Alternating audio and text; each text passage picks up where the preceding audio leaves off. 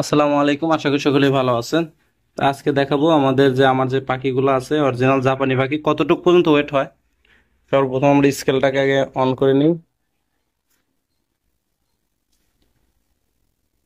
তা আমরা সর্বপ্রথম একটা পাখি নিয়ে নিই, একটা নিলেই হয়েছে। সে 166 গ্রাম, একটা গেল 166 গ্রাম। এখন আমরা আর একটা নেই।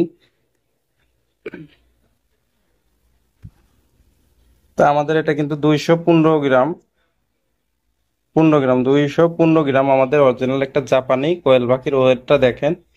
215 গ্রাম পাখিটারে উপরে থাক, এটা আরো দেখাই।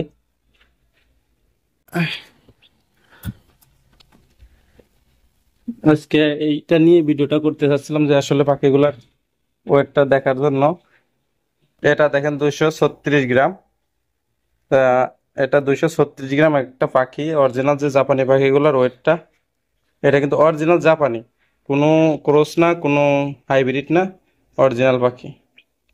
তো আমাদের পাখির ওয়েটটা দেখেন, ওই পাখিটা দাও তো। এই হচ্ছে আমাদের অরিজিনাল জাপানি পাখি। দেখেন এটা ডিম পারছে কিনা এখনো বুঝতেছি না, হয়তো পারবে। তো দুইটা পাখি যদি দিই স্কেলে তাহলে 452 গ্রাম।